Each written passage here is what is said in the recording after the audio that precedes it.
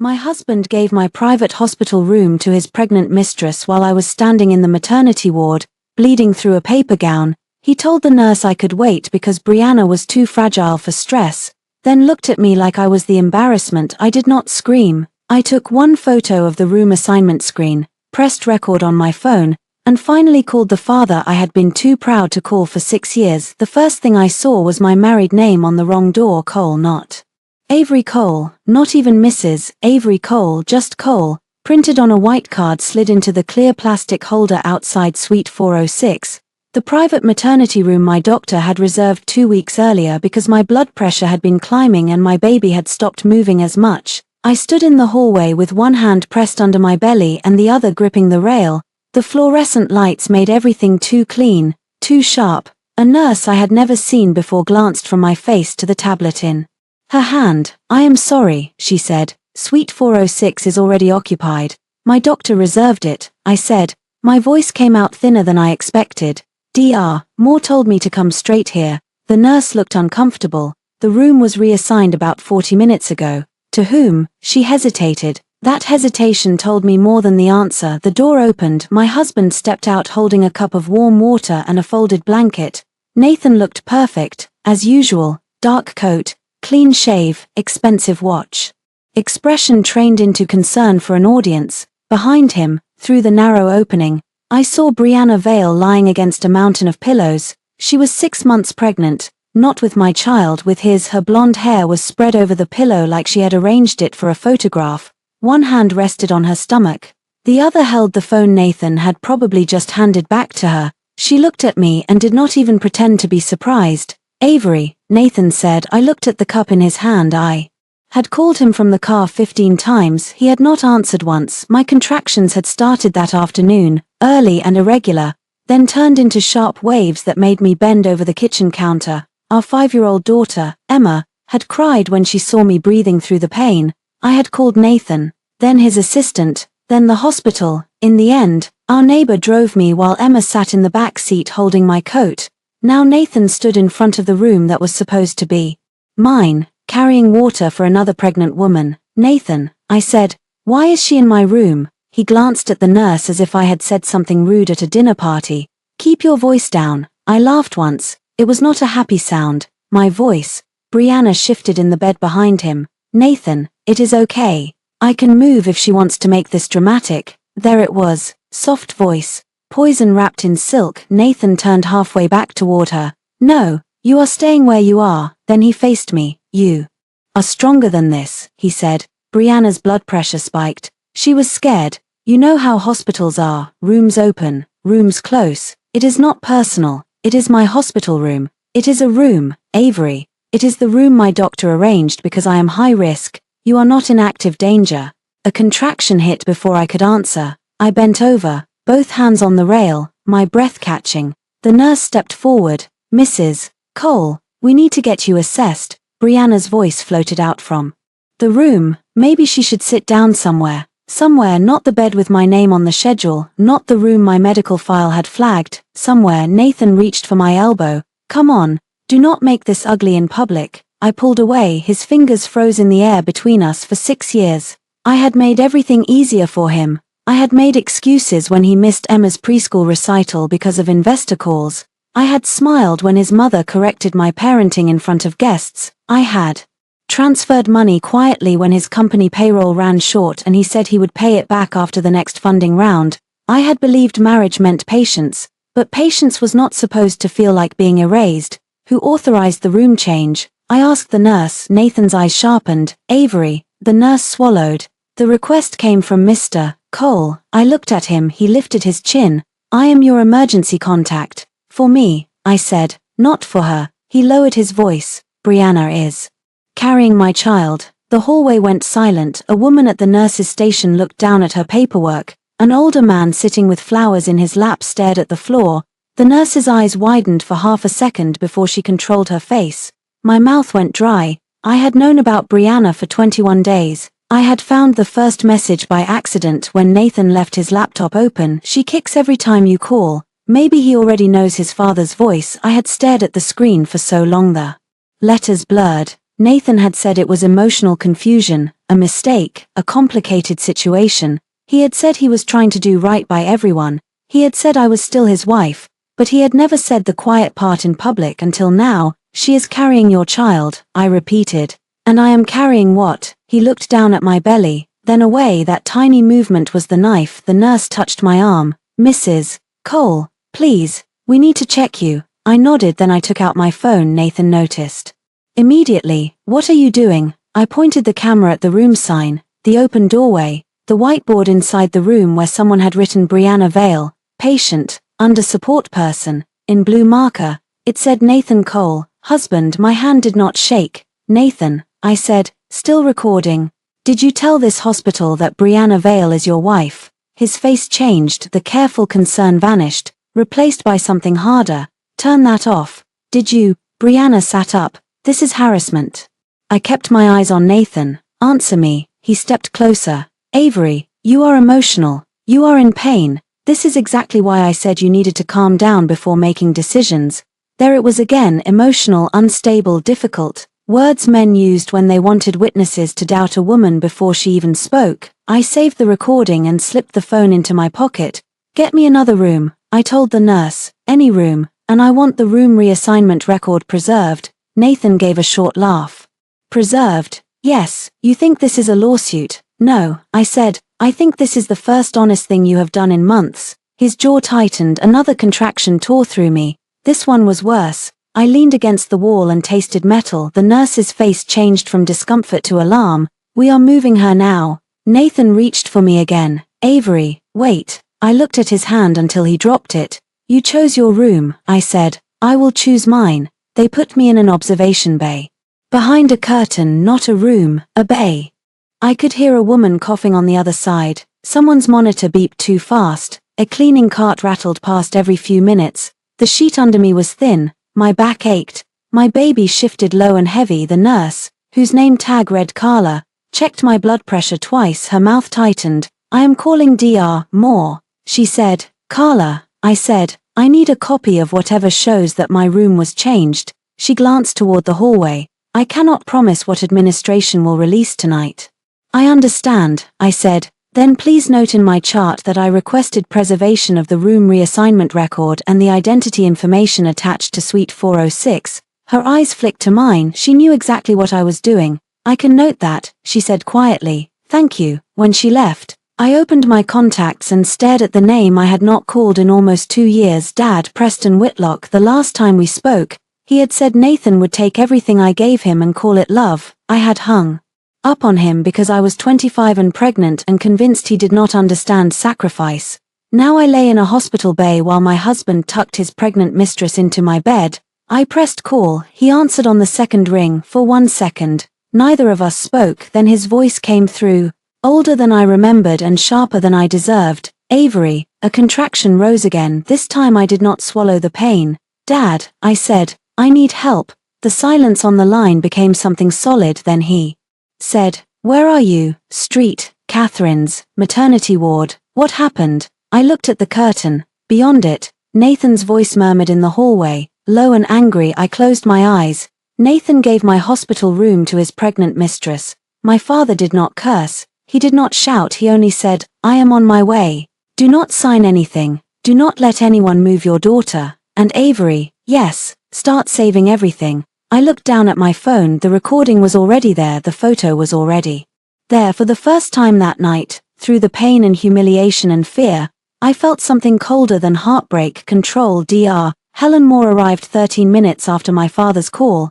She did not arrive alone. Carla came with her, pushing a cart. Another nurse followed with a fetal monitor. Dr. Moore had delivered Emma 5 years earlier, and she knew my history better than Nathan did. She knew about the bleeding scare, the emergency surgery, the long recovery, the way my body had treated pregnancy like a negotiation it could walk away from at any second. She pulled back the curtain and took one look at me. Why are you in observation? I stared at her. Carla answered before I could. Suite 406 was reassigned before Mrs. Cole arrived. Dr. Moore's face did not change much, but her eyes went flat. Reassigned by whom? Carla looked at me, then back at Dr. Moore. The request came through the emergency contact. Dr. Moore turned to me. Nathan, I said. Her jaw tightened. The Fetal monitor straps were cold against my stomach. I watched the line jump and dip on the screen while Dr. Moore read the numbers. My baby's heartbeat was there, fast and stubborn. I clung to it.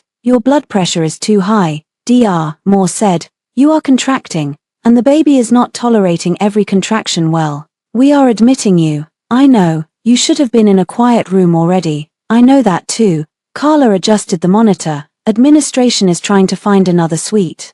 Trying? Dr. Moore asked. Carla said nothing. I looked past them toward the curtain. I could hear Nathan's voice outside.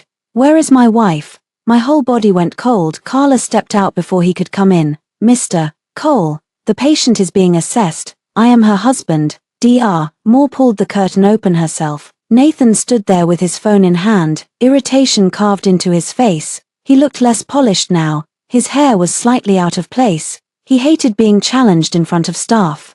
Dr. Moore, he said, switching instantly into charm. There has been a misunderstanding. I agree, she said. My high-risk patient was placed in observation after her room was reassigned without my approval. His smile flickered. Brianna had a medical issue. Brianna Vale is not my patient. She is pregnant. So is my patient. He glanced at me. Avery is upset. Dr. Moore did not look at me. She kept her eyes on him. She is in preterm distress with severe hypertension. Nathan's mouth closed for a brief second. He looked ashamed, then he recovered. I did not know it was that serious. I laughed softly from the bed. He looked at me, annoyed. You did not answer your phone, I said. You did not ask the nurse. You did not call my doctor. You made a decision because Brianna wanted my room. That is not fair. No, I said, it is not. Dr. Moore turned to Carla.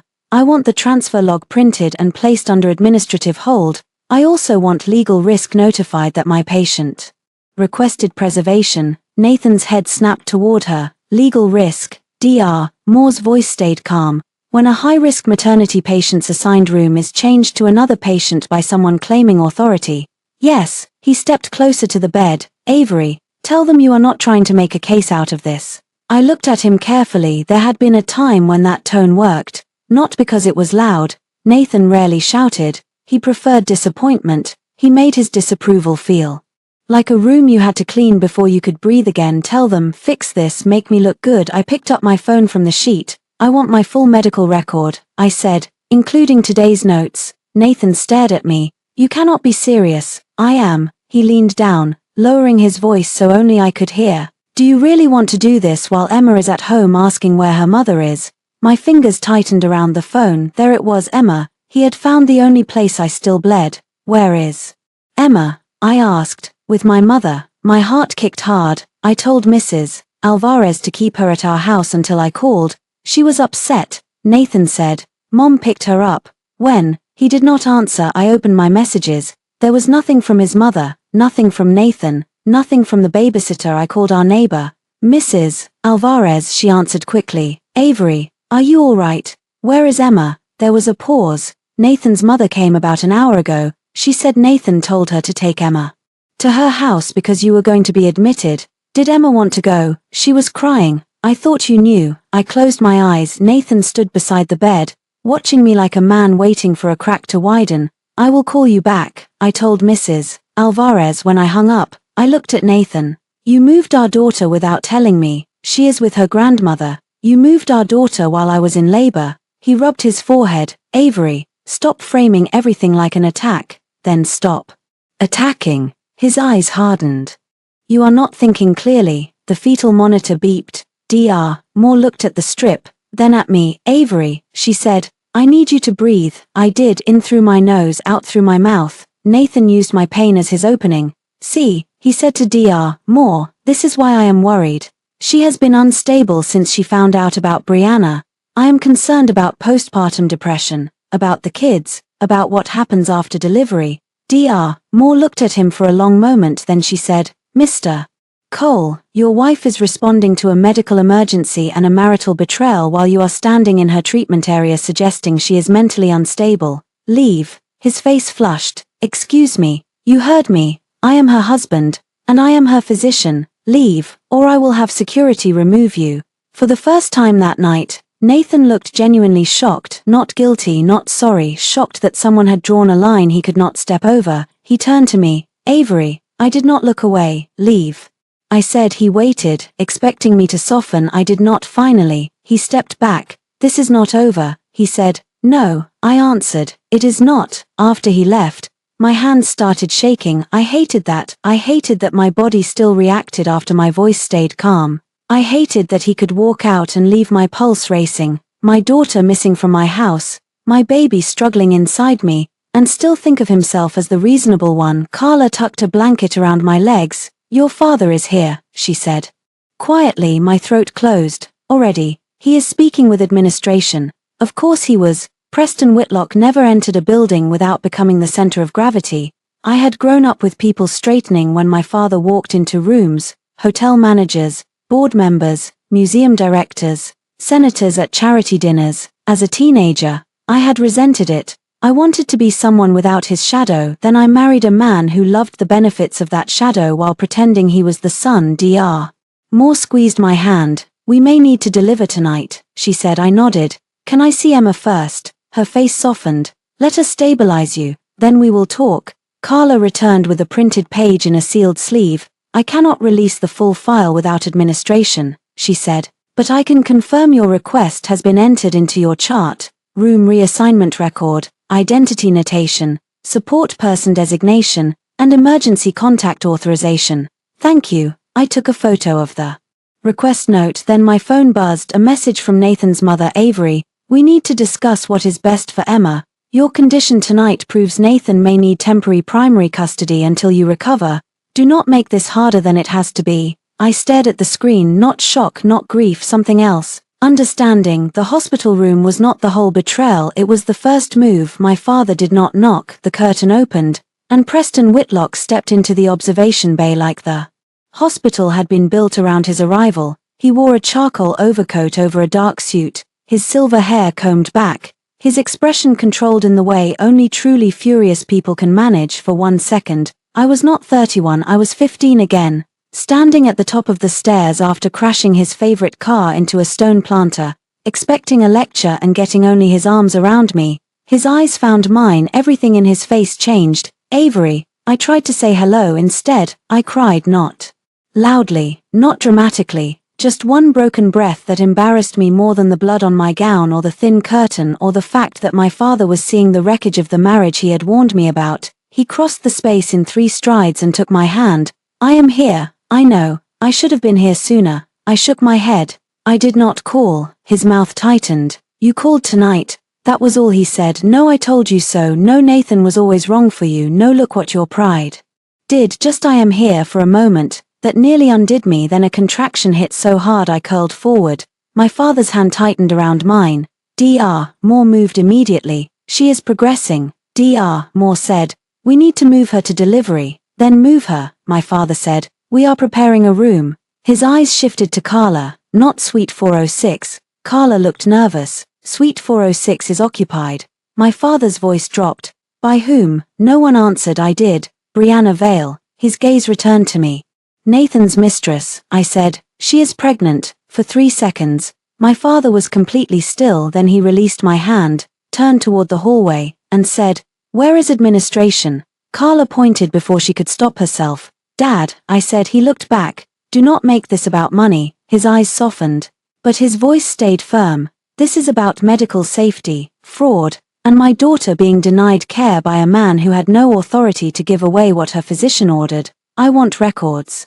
I said, not revenge. You will have both if the facts support it. That was my father, comfort with teeth. He stepped into the hallway. I heard voices change, first Carla's careful tone, then an administrator's polished apology, then Nathan. What the hell is he doing here? My father's answer was quiet enough that I could not hear every word, but I heard Nathan's reply. This is a private family matter, my father said. You made it public when you put your mistress in my daughter's room and called her Mrs. Cole. Silence, then Brianna's voice, shaky but still sweet. I never asked for this drama. I was told the room was available. My father did not answer her. That silence must have been worse than insult. Dr. Moore closed the curtain and leaned over me. Avery, focus on me. Your father is handling the hallway. You handle breathing. I almost laughed. The baby's heartbeat dipped again. The laugh disappeared. Is she okay? I whispered. She needs to come soon. Fear cut through everything else.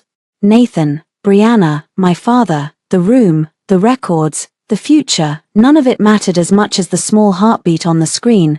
Then let us do it, I said. They moved me to a delivery room on the other side of the ward, not a suite, not private, but clean, ready, staffed. That was enough. As they wheeled me past suite 406, the door was open. Brianna sat upright in bed while Nathan stood beside her. She was crying now, or pretending to. His hand rested on her shoulder. They both looked at me as I passed. For once, I did not feel small. I looked at the whiteboard inside the room. Brianna Vale, support person. Nathan Cole, husband. My phone was in my hand. I took one more photo. Nathan saw. Avery, stop. The bed kept rolling. I did not answer. Labor blurred time. Pain came in waves that erased language. Dr. Moore's voice guided me through each one. Carla counted. Another nurse pressed cool cloths to my forehead. My father waited outside because I asked him to. Nathan tried to come in once. Dr. Moore blocked him. The patient does not consent. She is my wife, he said. She is my patient. I am the father. I turned my head toward the door. No, I said, not in this room. The words cost me more strength than I had, but they landed. Nathan stared at me through the narrow opening for a second. His face looked almost wounded. Then the door closed. 3 hours later, my daughter was born, small, angry, alive. Her cry was thin at first, then sharp enough to slice the room open. Dr. Moore placed her against my chest, and the world narrowed to damp skin, tiny fists, and the impossible weight of a life that had chosen to stay. Hi, I whispered. Hi, Clara. I had not told Nathan the name. I had chosen it weeks ago while sitting alone in Emma's room after he missed another dinner. Clara meant bright. I needed something bright. Carla took photos for me. My father came in after they cleaned me up, and when he saw Clara, his face broke in a way I had only seen once before, at my mother's funeral. She looks like you, he said. She looks angry. Also like you. I smiled despite everything. Then his phone buzzed. His face changed as he read the screen. What is it? I asked. He hesitated. Tell me. Emma is at Nathan's mother's house. My driver confirmed the address. She is safe. My breath loosened. But, he continued, Nathan's mother just contacted a family attorney. She is asking about emergency temporary custody based on your medical condition. The room went silent. Clara slept against me, unaware that the adults around her were already building a battlefield. I closed my eyes. 6 years ago, I had signed marriage papers in a garden while Nathan promised to protect me. Tonight, while I delivered our daughter, his mother was preparing to take our first child. My father sat beside the bed. Avery, listen to me carefully. I can bring in counsel tonight. I can make calls. I can make sure Emma is returned. But every decision has to come from you, not from me. I looked down at Clara, then at the hospital bracelet around my wrist.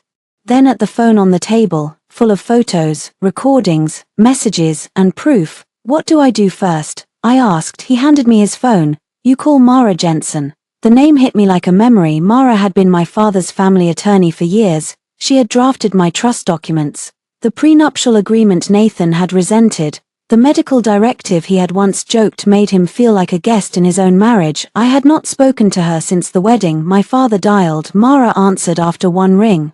Avery, she said, I was hoping you would never need me this way. So was I. Tell me what happened. I told her, not emotionally, not beautifully, fact by fact. Room reassigned. Mistress admitted as wife. Husband absent. Child moved without consent. Mother-in-law texting about custody. Medical distress. Birth. Mara did not interrupt once. When I finished, she said, do not sign anything. Do not communicate with Nathan except in writing. Ask the hospital for all records through formal request. We will file for emergency custody protection before noon. Can they take Emma tonight? Not if we move faster. My father looked at me. I nodded. Mara continued. Avery, one more thing.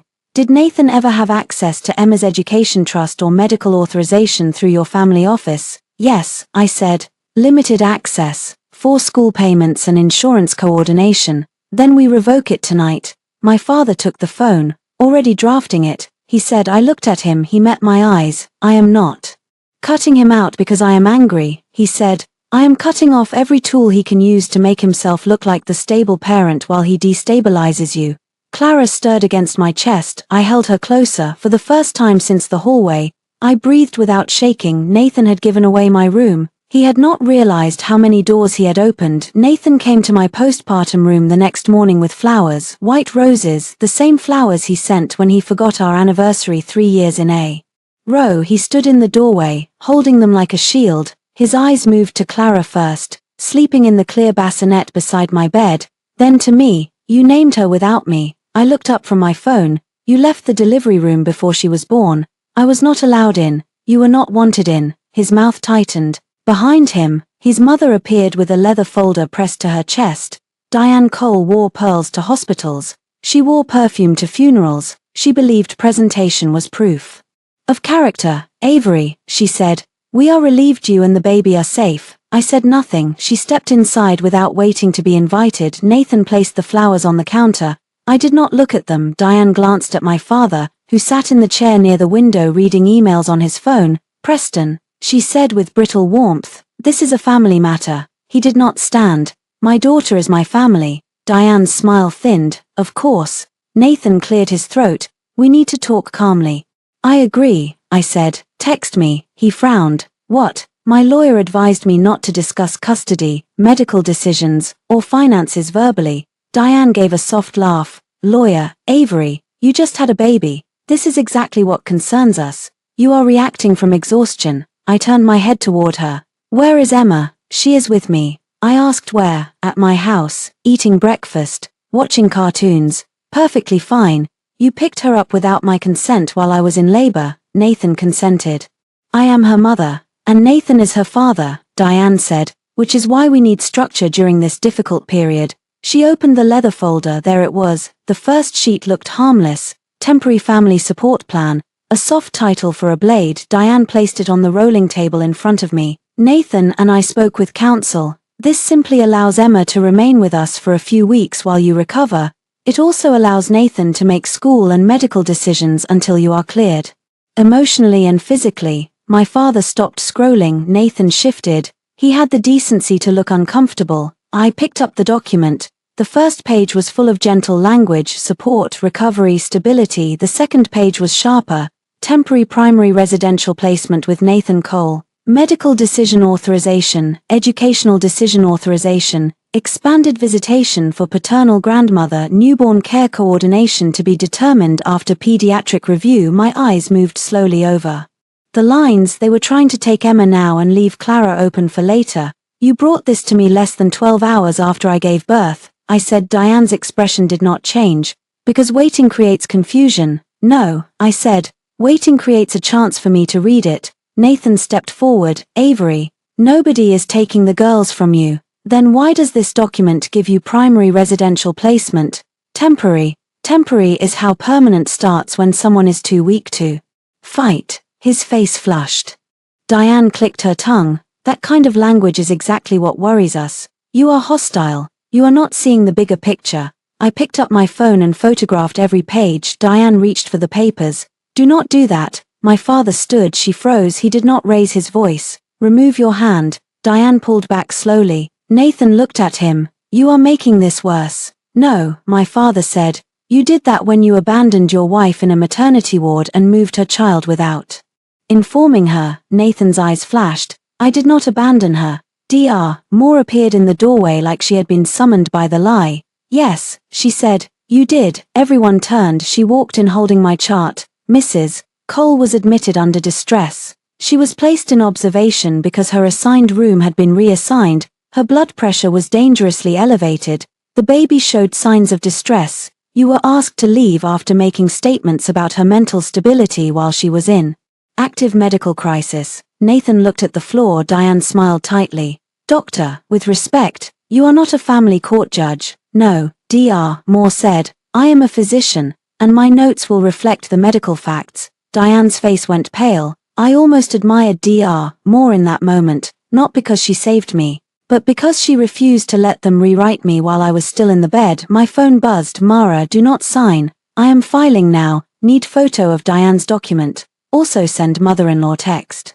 From last night I sent everything. Nathan watched me. Are you really going to war with me? I looked at Clara, then back at him. You brought papers to my hospital bed. I am trying to protect our children. No, you are trying to protect your access to them before the truth about you becomes official. He stared at me like he did not recognize me. Maybe he did not. For years, he had known the version of me who softened my words so he would not feel accused, the version who said, "I understand," when he disappointed Emma, the version who stayed quiet when Diane called my father's money dirty leverage while asking me to cover Nathan's loan. That woman had gone into labor in the hallway. She had not come back. Diane gathered the papers, but I had already photographed them. "You will regret making this ugly," she said. I smiled then, just a little. "I regret making it quiet." Nathan flinched after they left. My father sat back down for once. He looked tired. "I should have fought harder before.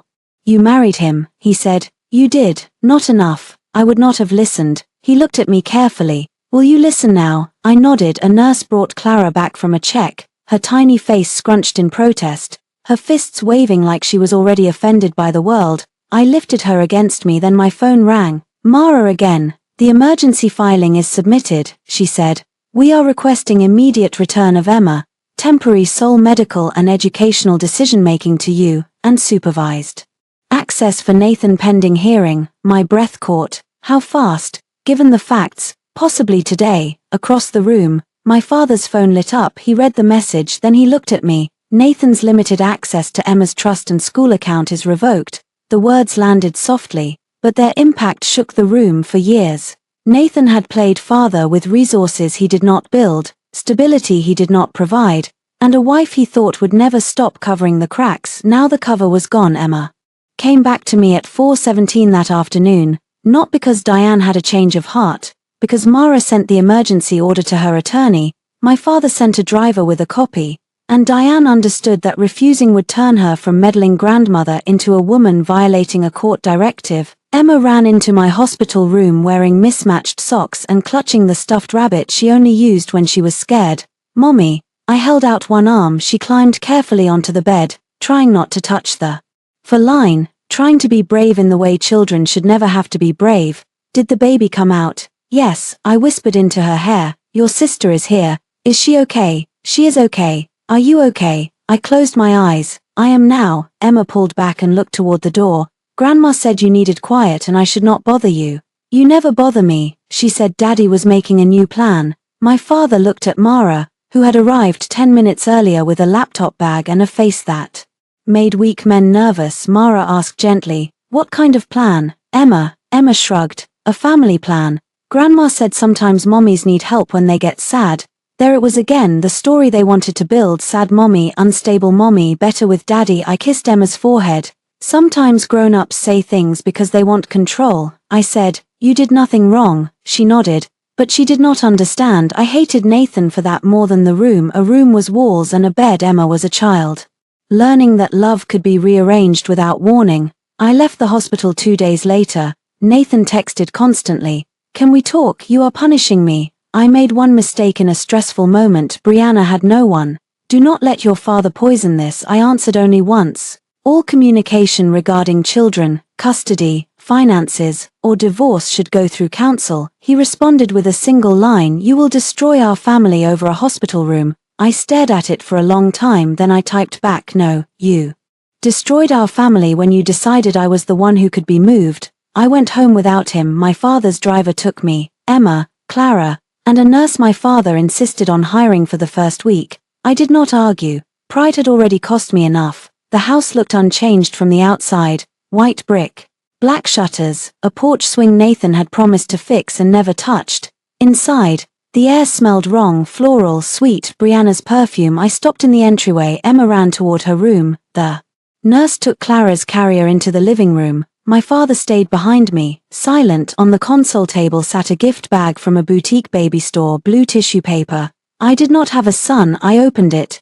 Inside was a tiny navy sweater with a card for our boy. "Daddy already loves you." My father inhaled slowly. I placed the card on the table and photographed it. Then I walked upstairs. The master bedroom door was half open. Brianna had been there, not living there, not fully, but testing the shape of my absence. A silk scarf on my vanity, a tube of lipstick near my mirror, a prenatal vitamin bottle on Nathan's nightstand. In the drawer where I kept Emma's baby bracelets, I found ultrasound photos. Brianna Vale, 24 weeks, male fetus. I sat on the edge of the bed, not because I was weak, because if I kept standing, I might tear the room apart and give Nathan the unstable woman he wanted. My father appeared in the doorway. I can have someone pack this room. No, I said, I need to see it. He understood. I opened Nathan's nightstand. Receipts, a hotel key sleeve, a folded printout from a family law website, factors courts consider in custody determinations. My hands went cold. Under it was a handwritten note. Avery is emotional but not dangerous. Need documented incidents. Brianna can testify instability. Mom says postpartum angles strongest. For a moment, the room tilted, not because I was surprised, because seeing cruelty in handwriting always feels worse. A person has to pause to write, they have to choose each word. I photographed every page. Then I called Mara. Send me everything. She said I did. Downstairs. Emma laughed at something the nurse said. Clara made a small hungry sound. Life kept needing me. That helped. I changed the locks that evening. Nathan arrived 20 minutes after the locksmith left. He rang the bell once, then again, then pounded. Avery. I stood on the other side of the door with my phone recording. What do you want?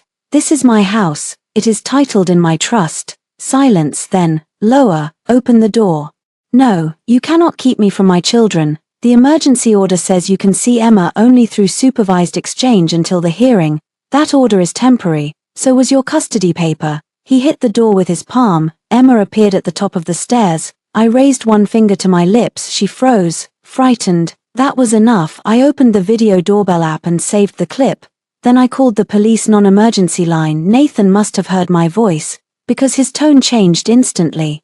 Avery, do not do this. I am just trying to see my daughters. I opened the inner door but kept the chain locked. He stood on the porch holding a teddy bear and a bag of diapers, performing fatherhood for any neighbor watching. Emma is scared, I said. His face shifted. Because you are turning her against me. No, because you are pounding on the door 2 days after I gave birth. He looked past me. Emma, honey, Daddy loves you. I shut the door. My body shook again. This time, I did not hate it.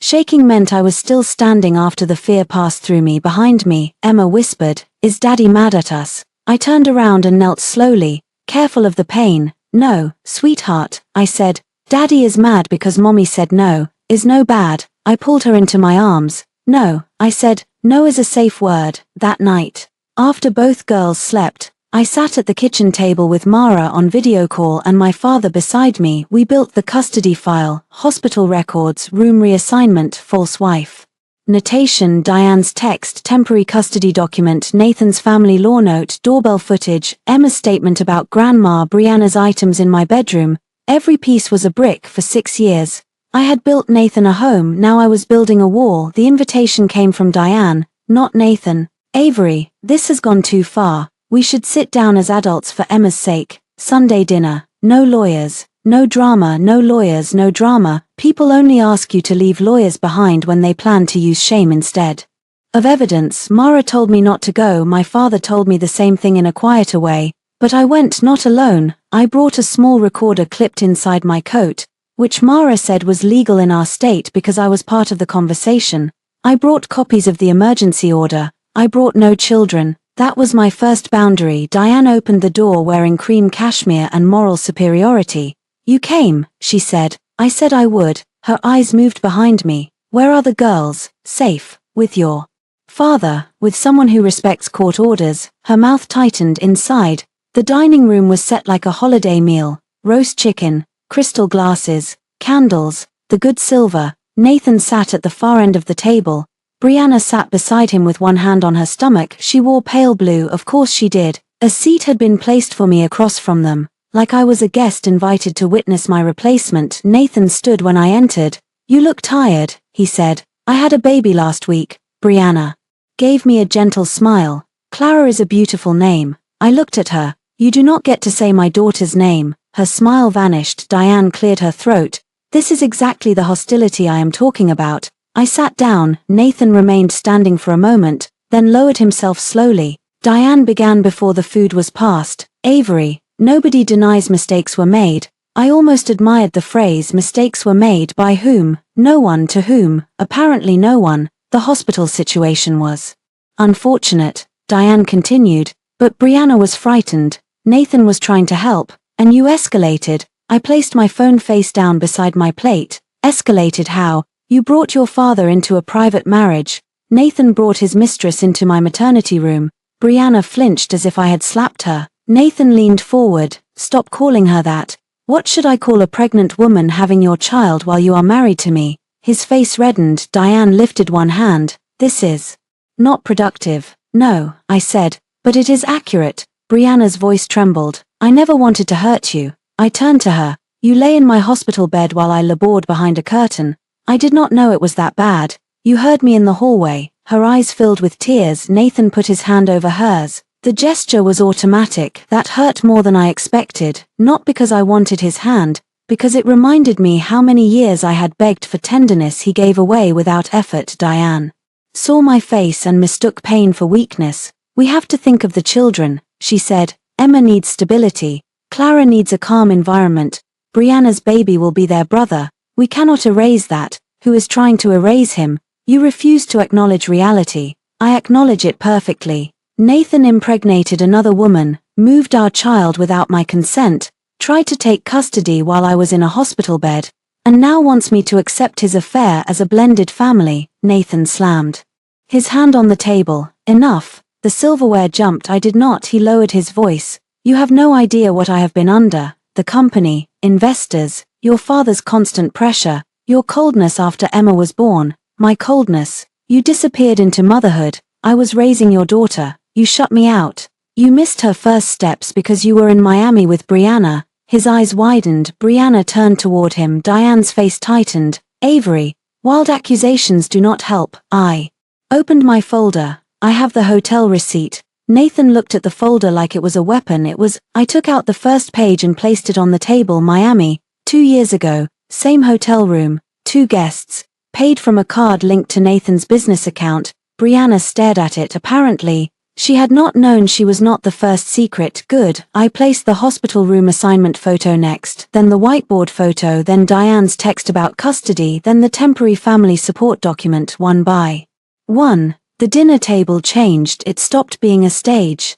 It became evidence. Diane's lips parted. Nathan looked at the pages and then at me. You brought documents to dinner. You brought my replacement. Brianna pushed back her chair. I am not a replacement. No, I said, you are a participant. She stood. Nathan told me your marriage was over. I looked at Nathan. He did not meet her eyes. He told me you were only together for Emma. Brianna said. Her voice rose. He said you had separate rooms. We conceived Clara 7 months ago, I said. Brianna went pale. The room went so quiet I could hear the candle flame crackle. Nathan whispered, Avery. I smiled without warmth. That is the problem with lies. Nathan, you told each of us a version that made you look trapped and noble, but timelines are rude. They do not care how charming you are. Diane stood. This conversation is over. No, I said, it is finally starting. I took out the emergency order and slid it across the table. Nathan has supervised visitation until the hearing. He is not allowed to remove Emma from my care. He is not authorized to make medical or educational decisions. He is not allowed to come to my home without written coordination through counsel. Nathan grabbed the paper. His eyes moved fast, then stopped. His voice dropped. What did your father do? I leaned back. My father did not give your mistress my room. My father did not call Brianna your wife on a hospital chart. My father did not draft papers to take my daughter while I was recovering from childbirth. Nathan's face hardened. He cut off my access to Emma's trust. Yes, that was for her expenses. No, that was for your image. You have no right. I have every right to protect my children from a man who used them as leverage.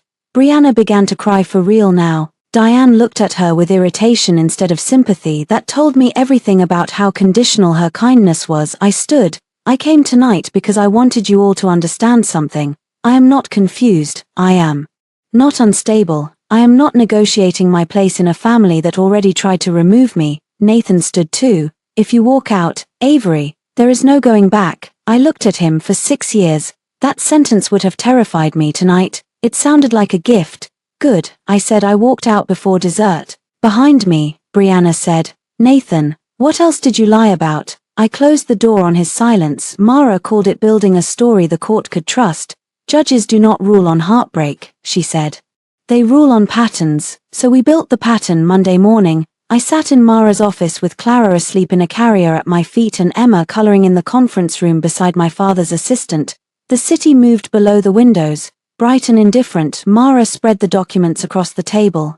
Hospital incident, she said. She placed the room reassignment record first. It had arrived through formal request, requested by Nathan Cole. Reason, support person request for patient comfort. Patient moved into suite. Brianna Vale, support person listed. Nathan Cole, relationship, spouse. My stomach tightened every time I saw the word spouse. A lie reduced to a checkbox. Medical distress. Mara continued. Dr. Moore's letter was next. Clear, clinical, impossible to dismiss. Patient presented in active contractions with elevated blood pressure.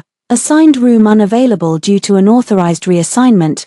Husband minimized patient's condition and made statements questioning mental stability during acute care. Mara tapped the line with one manicured nail. This matters, because he called me unstable, because he did it in a medical setting while you were vulnerable. It supports our argument that he was trying to create a narrative. Then came Diane's text, then the temporary support plan, then the custody note from Nathan's nightstand. Mara read the handwritten line aloud. Need documented incidents. Postpartum angle strongest. Hearing it in her voice made it uglier. My father sat across from me, silent. His anger had become very quiet over the last few days. That worried me more than shouting would have. Next, Mara said, parenting history. This part hurt in a different way, not explosive, slow. We pulled daycare records, preschool sign-in sheets, pediatric appointments, dental visits, speech therapy evaluations from the year Emma had trouble with consonants. My name appeared again and again. Avery Cole, Avery Cole, Avery Cole. Nathan appeared twice, once for a school holiday show where he arrived late, once for a pickup he delegated to his assistant. Mara added bank records, tuition paid from my personal account, pediatric bills paid from my trust distribution, childcare paid by me, groceries, insurance gaps, birthday parties, summer camp deposits. Me. It should have made me proud. Instead, I felt hollow, not because I had done it, because Nathan had stood beside me at parties accepting compliments for being such a devoted father while I quietly held the entire structure up. Mara looked at me. This is not about punishing him for earning less or doing less. It is about showing who actually provided stability. I know, do you? I looked up. Her expression softened. Avery, women often feel guilty proving what they did because they were taught doing it quietly made it love. I swallowed. It did feel like love. Maybe it was, she said. But his willingness to exploit it is not. That stayed with me. After the meeting, we went to Emma's preschool. Ms. Taylor, her teacher, met us in a small office that smelled like crayons and crackers. She looked nervous when Mara explained we needed a statement. I do not want to be involved in a divorce, Ms. Taylor said. I understand, I said, but Emma may be involved whether we want that or not. Her face softened. She folded her hands. Emma talks about you constantly. She says Mommy packs her lunch. Mommy reads the dragon book. Mommy knows how to fix the yellow shoes. She mentions her father sometimes, mostly that he is busy. My throat tightened. Mara asked, did anyone besides Mrs. Cole pick Emma up recently? Her grandmother. Last week, Emma was crying. She said she wanted her mom. Mrs. Cole was apparently at the hospital. Did Mr. Cole notify the school of a custody change? No.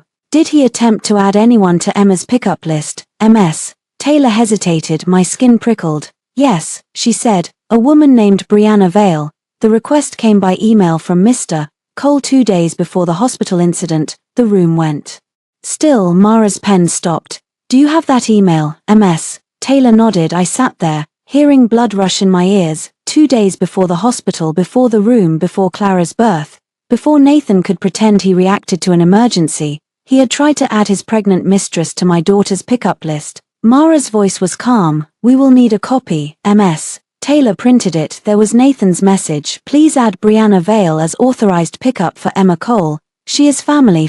My hands curled into fists under the table. Mara glanced at me. Breathe. I did, but something inside me turned final. That evening, Nathan received the updated filing. He called 17 times. I did not answer. Then the texts came. You are twisting everything. Brianna was going to help.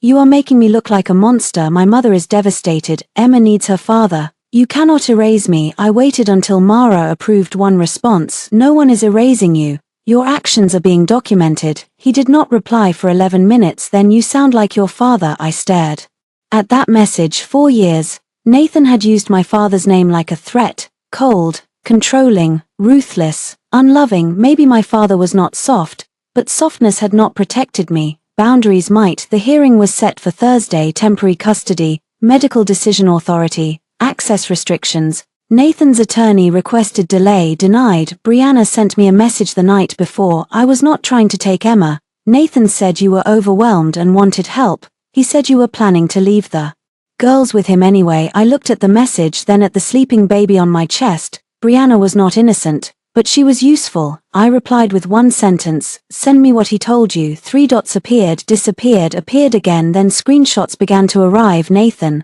after Clara is born, Avery will not cope. Mom thinks we can get temporary custody first. Nathan, once Emma is with us, Avery will calm down. Nathan, Bree, you will be a better daily mother than she has been lately. Nathan, do not worry about the room. I can handle hospital staff. Avery never pushes back when it matters. I read the last sentence twice. Avery never pushes back when it matters. I saved every screenshot, then I forwarded them to Mara. Her reply came quickly. This matters. I looked at my daughters sleeping in the dim room. Nathan was right about one thing. I had not pushed back before, but he had misunderstood why. I had been trying to save a marriage. Now I was saving myself. The first headline did not use my name. That was my father's doing. Whitlock Foundation pauses funding review for St. Catherine's maternity expansion after patient privacy incident. Patient privacy incident. It sounded sterile. It was not. Behind those words was a hospital room, a false spouse entry, a pregnant mistress, and a woman in labor behind a curtain. My father did not expose my private life. He did not need to. He asked one question publicly through the foundation board. How could a patient's assigned maternity suite be reassigned? Through a spouse request to another patient with inaccurate relationship information. Hospitals fear lawsuits. They fear donors more. By Tuesday afternoon, St. Catherine's opened an internal review. By Wednesday morning, Nathan's company issued a statement saying the matter was personal and unrelated to business. By noon, Brianna posted a photo of her hand on her stomach with the caption, protecting my peace and my baby from cruelty. I almost laughed. Mara told me not to respond. I did not. Brianna wanted a public fight because public fights flatten facts into sides. Poor pregnant woman, bitter wife, powerful father, complicated man. I had no interest in performing pain for strangers. Facts were enough. The hospital review meeting took place 2 days before the custody hearing in a private conference room near the administrative wing. I attended because my records were involved. My father attended as foundation chair. Mara attended as counsel. Nathan came with his attorney. Brianna came too. Although no one had invited her, she wore a cream maternity dress and a fragile expression. Nathan looked like he had not slept good. The hospital's chief administrator, Paul Reeves, began with apologies. We take this matter very seriously, my father said. Then be precise. Reeves swallowed. Yes. Preliminary findings indicate that Suite 406 was assigned to Mrs. Avery Cole under Dr. Moore's recommendation. The suite was later reassigned after Mr. Nathan Cole requested accommodation for Ms. Brianna Vale. Nathan's attorney interrupted. My client did not force hospital staff. Mara smiled. No one said force. Reeves continued. The support person field was entered incorrectly. Incorrectly how? My father asked. Reeves glanced at Nathan. As husband, the room went quiet. Brianna shifted in her chair. My father looked at Nathan. Were you married to Ms. Vale? No, Nathan said through clenched teeth. Did you tell staff you were? No. Mara opened a folder. We have a nurse's note stating Mr. Cole identified Ms. Vale as family and requested privacy because his wife was arriving later. Nathan's head snapped toward her. His attorney whispered something. Brianna looked at him. You said she was not coming until later. Nathan did not answer. Reeves looked like he wanted the ceiling to collapse. The staff member should have verified legal status, he said. Yes, Mara said. But Mr. Cole created the confusion. Nathan leaned forward. I was trying to help a pregnant woman in distress. I spoke for the first time. So was I. He looked at me. I held his gaze. I was a pregnant woman in distress. His face changed for a second. Shame surfaced again, then defense swallowed it. You had doctors. I had a curtain. Brianna's eyes filled with tears. I did not know you were in danger. You knew I was his wife. She looked down. You knew I was pregnant. Silence. You knew the room was not yours." Her hand tightened on her stomach. "Nathan told me you agreed." I almost smiled. "Of course he did." Mara placed another page on the table. "Ms. Vale, did Mr. Cole also tell you Mrs. Cole agreed to you being added to Emma Cole's preschool pickup list?" Brianna went very still. Nathan whispered, "Brianna." She turned to him slowly. "You said Avery needed help." My father's eyes moved from Brianna to Nathan. The room felt colder. Mara asked, "Did he tell you he was pursuing custody?" Brianna's face cracked, not fully, just enough for the performance to slip. "He said Avery was unstable." "Based on what?" Brianna looked at Nathan. He did not look back. That was the moment she understood something I had learned the hard way. Nathan did not protect women. He positioned them. Brianna had thought she was the chosen one. She was only the latest tool. After the meeting, cameras waited near the main entrance.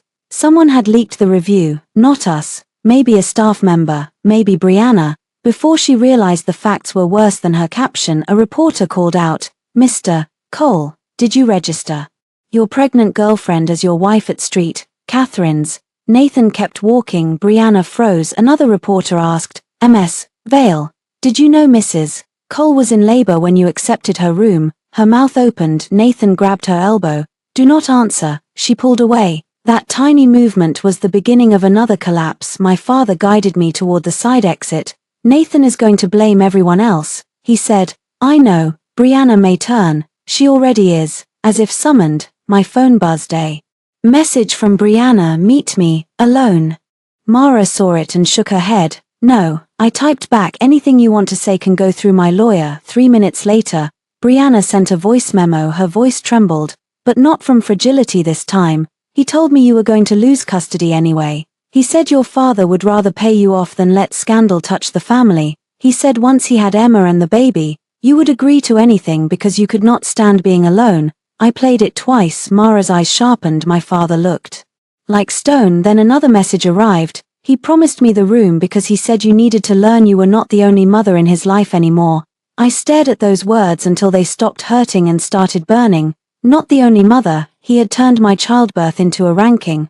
I forwarded everything to Mara. That night, Nathan came to my gate. He did not pound this time. He stood under the security light, looking up at the camera. "I know you can hear me," he said. I watched from the living room while Clara slept in my arms and Emma built a tower with blocks on the rug. Nathan's voice cracked. "This is getting out of control. Call me, please." Emma looked up. "Is Daddy sad?" I turned off the audio. "Yes," I said, "but his feelings are not your job." She nodded and went back to her blocks on the screen. Nathan remained at the gate. For once, he was the one outside the room. "Nathan asked to meet at a supervised visitation center, not for the children, for me." Mara said no. I said yes, not because I missed him, because I wanted to hear what a man like Nathan said when charms stopped working and consequences began. We met in a family counseling room with a camera in the corner and a staff member behind the glass. It was designed for safe child exchanges, with soft chairs, washable toys, and posters about respectful communication. Nathan arrived with flowers again, this time yellow tulips. He used to buy those when he wanted forgiveness for something he refused to name. I did not touch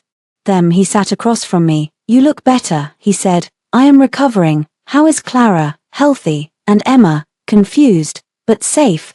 Pain crossed his face. I watched it carefully. There had been a time when I rushed to comfort any discomfort in him. A frown, a sigh, a long silence after work. I had treated his moods like whether my family had to survive. Now I let the pain sit there. "I miss them," he said. "I know. I miss you too." "No," I said. "You miss access." He closed his eyes. "Avery. You miss walking into the house. You miss being called a good father. You miss having me absorb every ugly thing so you could stay clean. That is not fair. You keep saying that, because you keep turning me into a villain." I leaned forward. "Nathan, you gave my hospital room to your pregnant mistress while I was in labor." His face tightened. "You keep reducing our entire marriage to one night." One night revealed the marriage. He looked away for a while. Neither of us spoke. Then he said, "Quieter." I panicked. I waited. "Brianna's pregnancy was not planned. Neither was your affair." He flinched. "I felt trapped. By your wife and child. By everyone needing something from me." I laughed softly. He looked offended. "You think that is funny?" "No, I think it is familiar. Everyone needed something from me too. Emma needed breakfast. Clara needed a safe birth. Your company needed money. Your mother needed status. You needed patience. Brianna needed a room. His eyes flicked down. And somehow, I continued, when everyone needed something, I became the person expected to move. He rubbed his hands over his face. I made mistakes. You made choices. I never wanted to lose my daughters. Then why did you build a custody case against me? His head snapped up. I did not. I opened my folder and slid a copy of his handwritten note across the table. He went still. Need documented incidents. Postpartum angle strongest. His face drained. Where did you get that? Our bedroom. He swallowed. My mother wrote part of that. Your handwriting is on it. I was scared. Of what? You leaving. So your solution was to take the children first. He did not answer. That silence was the closest thing to honesty he had offered. I took out the divorce agreement. His eyes dropped to the title. No. Yes. Avery. Please. You wanted papers in my hospital room. I am returning the courtesy. He pushed back from the table. You cannot just end 6 years like this. You ended them. I am documenting the date. I love you. The words landed with no weight. I had imagined hearing them so many times during our marriage, after lonely dinners, after cancelled plans, after I found the first message. I had imagined those words would break me open. They did not. They sounded like a password he had remembered too late. No, I said, you loved being forgiven. His eyes filled. Maybe the tears were real, maybe not. Either way, they no longer gave him power. What do you want from me? He asked. Sign the divorce agreement. Follow the custody order. Stop using Emma as leverage. Tell the truth in court. He laughed bitterly. So destroy myself? No, meet yourself. He stared at me. You sound so cold. I am not cold. I am done bleeding in front of people who call the stain inconvenient. The staff member behind the glass shifted. Nathan noticed and lowered his voice. What about Brianna? What about her? She is pregnant. This is complicated. It is simple for me. She is carrying my son. And I carried your daughter while you called another woman your wife on a hospital chart. His mouth closed. I stood. He reached across the table. Avery, wait. I looked at his hand. He pulled it back. Good. There is one more thing, I said. He looked up, desperate enough to hope. Do not come to the girls' school. Do not contact my doctors. Do not send your mother to my house. Every violation goes to Mara. His hope died. You are punishing me. I am protecting us. He stood too. If you do this, my attorney will argue parental alienation. They will ask for psychological evaluation. They will bring up your estrangement from your father. They will bring up postpartum instability. There he was, the man under the apology. I nodded slowly. Thank you. For what? For saying it on camera. His eyes jumped to the corner. The little black dome blinked red. I picked up my bag. See you in court. He looked suddenly younger, almost boyish, as if consequences had stripped the polish from him. Avery, he whispered, I did not think you would actually leave. I paused at the door. That was your mistake. Family court smelled like paper, coffee, and fear. Nathan sat on the opposite side of the courtroom in a navy suit, his attorney beside him. Diane sat behind him, pearls in place, lips pressed thin. Brianna was not there. Her absence was louder than her presence would have been. My father sat behind me. He did not touch my shoulder or whisper advice. He had learned this was mine. Mara stood when the judge entered. Judge Elaine Porter had the calm face of a woman who had heard every version of people behaving badly and calling it love. We were there for temporary custody, medical decision authority, and restrictions pending divorce. Temporary, but temporary could decide the shape of safety. Nathan's attorney spoke first. He painted a picture: a concerned father, a high-stress birth, a wife under emotional strain, a powerful father interfering, a misunderstanding at a hospital, a grandmother stepping in to help. He did not mention the room until the judge asked, and the reassignment of the maternity suite. Nathan's attorney cleared his throat, an unfortunate accommodation request made during a confusing medical situation.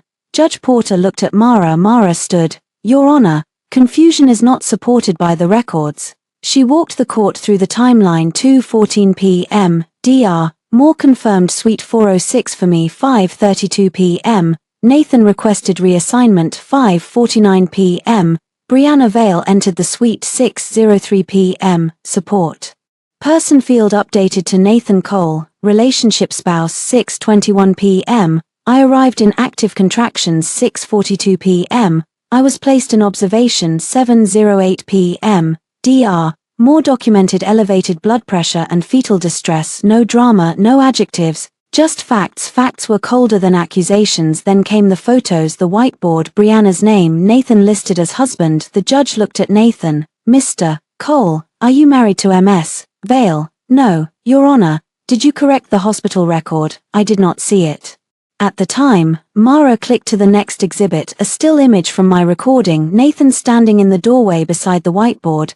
His face changed, Judge Porter's eyes narrowed. Mara continued. Mrs. Cole asked Mr. Cole on recording whether he told the hospital Ms. Vale was his wife. He responded by instructing her to turn off the recording. Nathan's attorney objected. The judge allowed the recording. My voice filled the courtroom. Nathan, did you tell this hospital that Brianna Vale is your wife? Then turn that off. Hearing it again made my skin prickle, but I did not look down. Next came Dr. Moore. She testified by video from her office. She explained my medical condition, the risk, Nathan's statements, his attempt to frame me as unstable while I was in active distress. Nathan looked at the table. Diane whispered something behind him. Judge Porter told her to remain silent. Then came Ms. Taylor, Emma's teacher. Her voice trembled at first, then steadied. She testified that I handled most school communication, that Emma became distressed when Diane picked her up unexpectedly, and that Nathan had emailed to add Brianna Vale to the pickup list as family.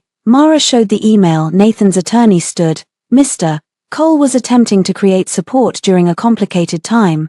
Judge Porter looked at Nathan. Was Ms. Vale the child's family at that time? Nathan hesitated. The judge's pen stopped moving. He said, she was becoming part of my family. A sound moved through the courtroom, not loud, but enough. My chest tightened. Mara looked at me once, then continued. She submitted Diane's text, the temporary custody document, Nathan's handwritten note, Brianna's voice memo. The judge listened without expression. Then Nathan testified. He was good. I will give him that. He spoke softly about being overwhelmed, about loving Emma, about worrying for my mental health, about my father's influence, about wanting the children to know their sibling. He called Brianna's pregnancy a painful mistake and Clara's birth the best day of my life. That was when my control almost broke. The best day of his life. He had spent it in another woman's room. Mara rose for cross-examination. Mr. Cole, were you present when Clara Cole was born? No. Why not? I was not allowed in.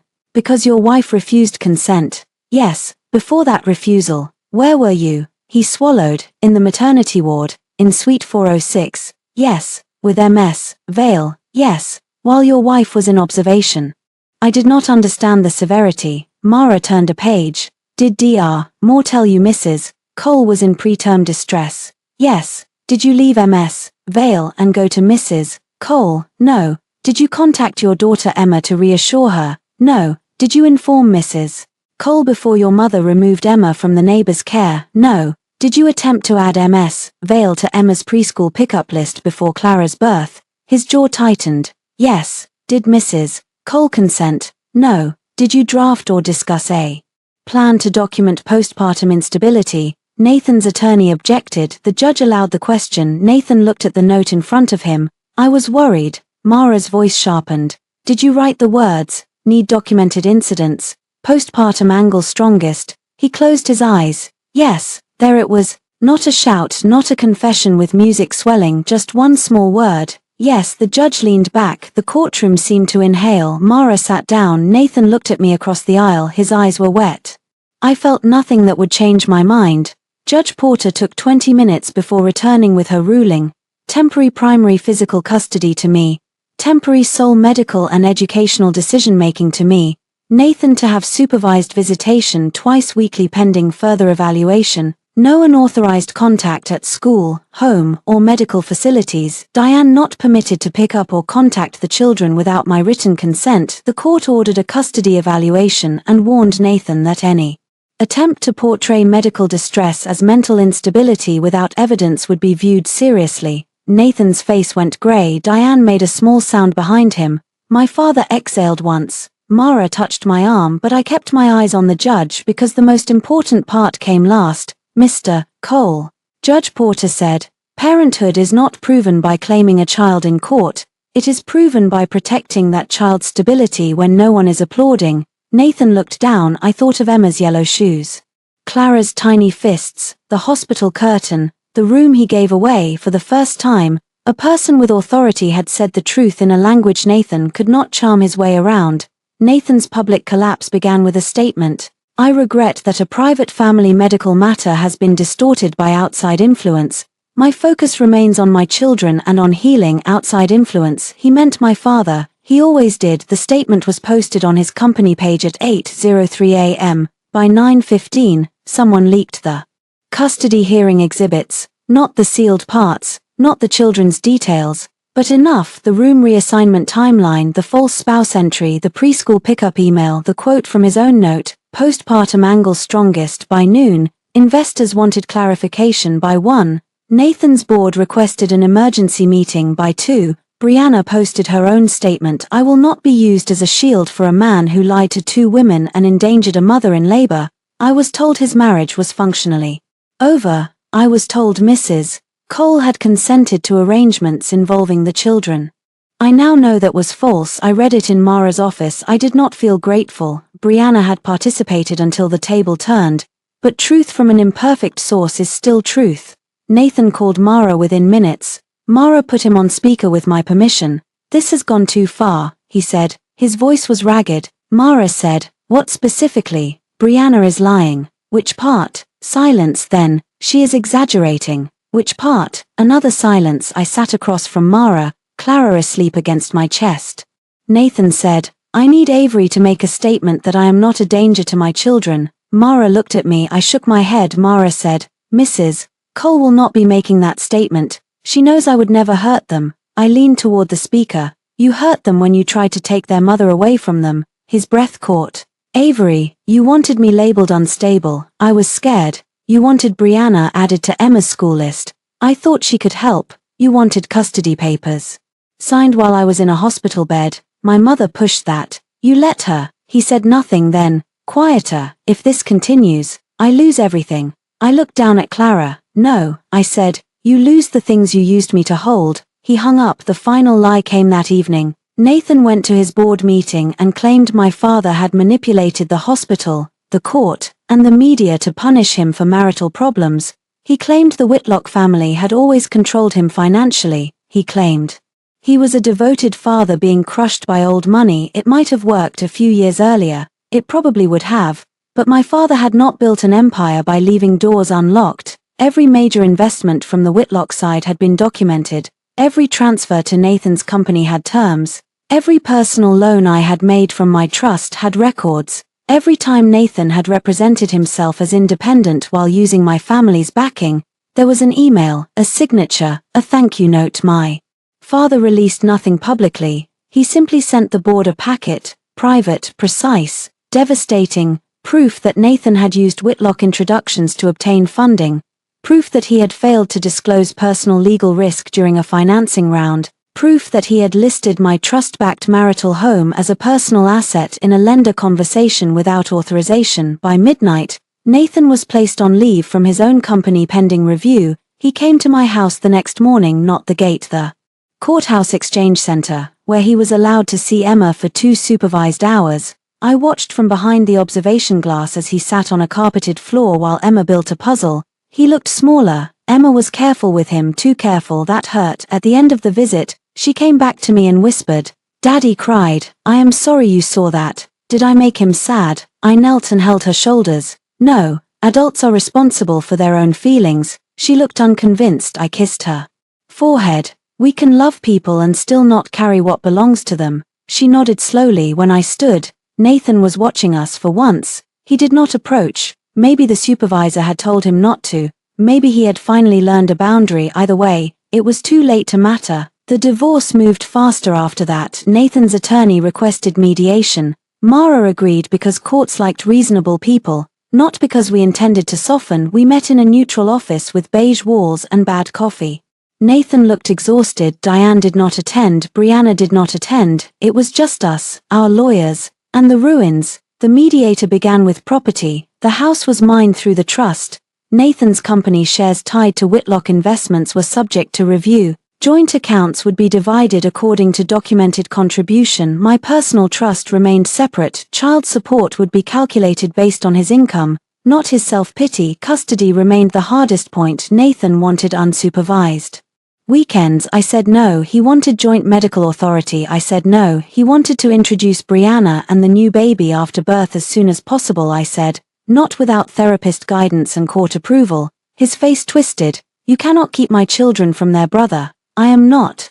I am keeping them from chaos. He leaned back, eyes red. Do you hate me that much? I looked at the man I had loved, really looked, the familiar hands, the tired mouth, the eyes that once made me feel chosen. No, I said, that is the strange part. I do not hate you enough to stay tied to you. He blinked. I just want peace more than I want you punished. For some reason, that hurt him worse. The final agreement took weeks. Nathan fought, then retreated, then fought again. Brianna gave birth to a boy in another hospital, under her own name.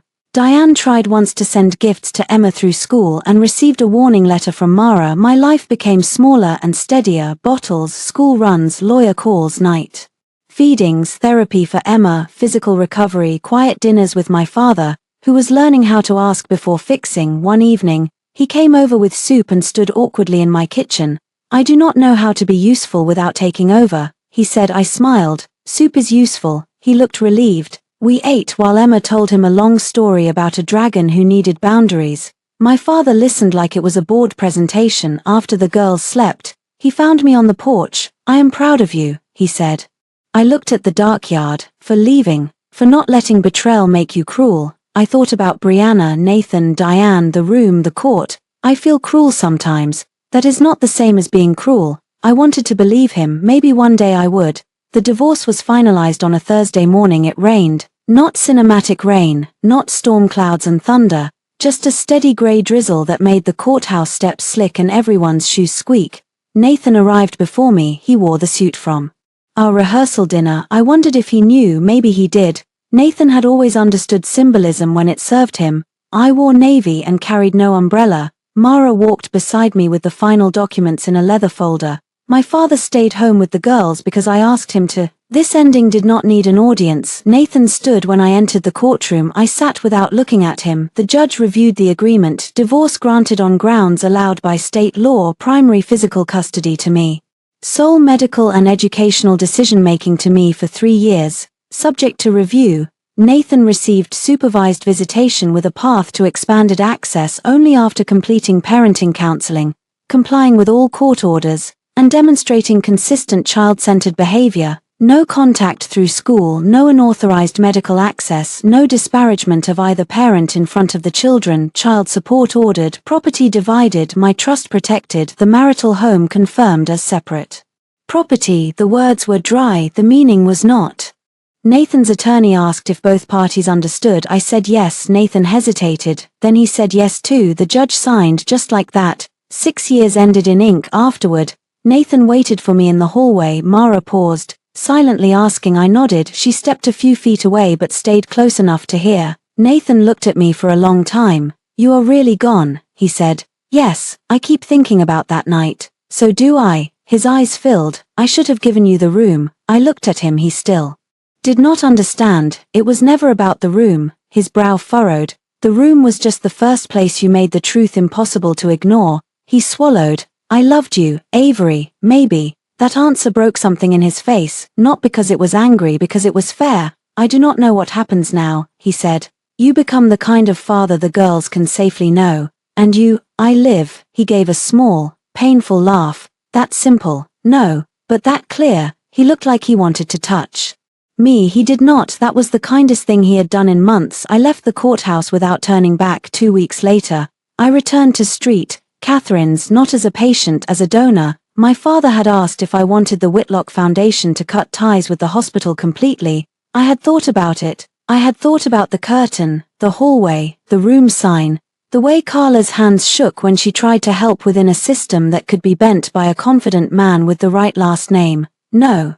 I said, I want a patient advocacy fund. So we built one, not a wing named after me, not a plaque about resilience, a real program. Emergency patient advocates available 24 hours a day, mandatory verification for support person and spouse designations, Automatic physician approval required before high-risk maternity room reassignment, legal resource packets for patients pressured to sign family or custody documents during hospitalization, training for staff on coercive control during medical events. My father funded it, I designed it. Dr. Moore joined the advisory board. Carla became the first nursing liaison. The opening was small, no press, just staff, a few foundation people, and me standing in a renovated consultation room down the hall from Suite 406. I had not entered that suite again. I did not need to. The room I chose was different. It had soft chairs, warm light, a locked file cabinet, and a phone that connected directly to an advocate. On the wall was one sentence,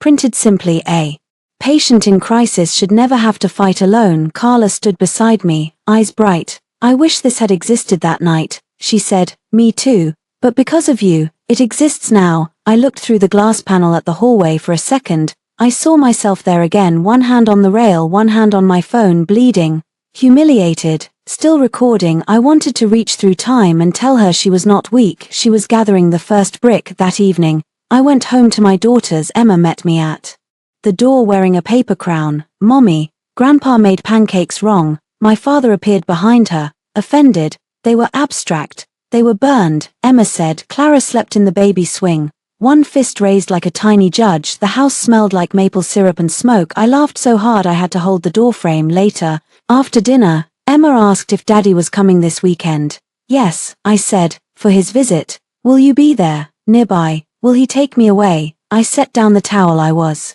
folding and sat beside her. No, the grown-ups made rules. You are safe. She leaned into me. Are you sad? Sometimes. Because of Daddy, sometimes because of what happened, but not because I chose to leave. She thought about that, then she said, I like our house now. I looked around, the same walls, different air. I do too. That night, after both girls were asleep, I opened the small box where I had put my wedding ring. I had taken it off in the hospital after Clara was born. For weeks, I could not decide what to do with it. Selling it felt too dramatic. Keeping it felt too heavy. In the end, I placed it in an envelope with a note, not for Nathan, for myself. You were not foolish for loving him.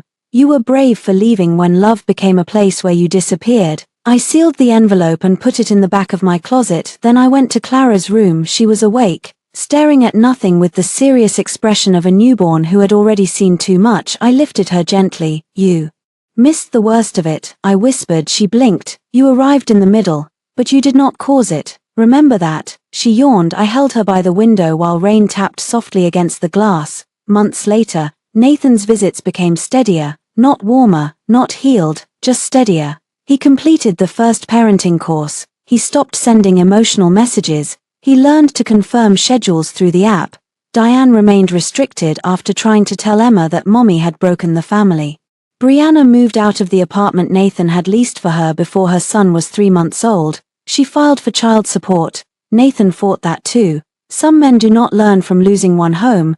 They simply look for a smaller person to blame. I did not follow their story closely. That was another freedom. I no longer needed to know every detail of Nathan's life to understand my own. In spring, Emma's school held a family day. She drew a picture with 4 people: me, herself, Clara, Grandpa. Then she added Nathan at the edge of the page, holding a balloon. Daddy visits, she explained. I waited for pain. It came, but softly. Children make room in ways adults do not always deserve.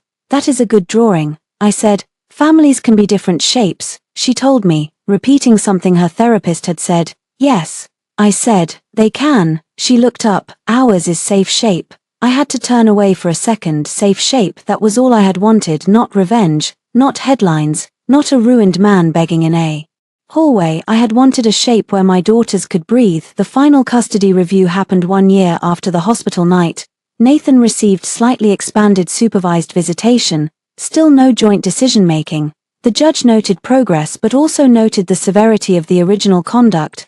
Diane remained excluded from unsupervised contact. Medical and educational authority stayed with me outside court. Nathan did not ask to talk. He nodded once. I nodded back. That was enough. My father walked beside me down the steps. You okay? I looked at the sky. Clear this time. Yes, he smiled faintly. Actually okay. Or saying okay because you hate fuss. I laughed. Actually okay. He offered his arm. I took it, not because I needed support to walk, Because I had finally learned that accepting love was not the same as surrendering control that afternoon, I took Emma and Clara to the park. Emma ran ahead, her yellow shoes flashing through the grass. Clara toddled after her, determined and furious at being slower. I sat on a bench with coffee going cold in my hand. My phone buzzed, a message from an unknown number. It was Nathan, new number. Just wanted to say thank you for letting me see the girls today.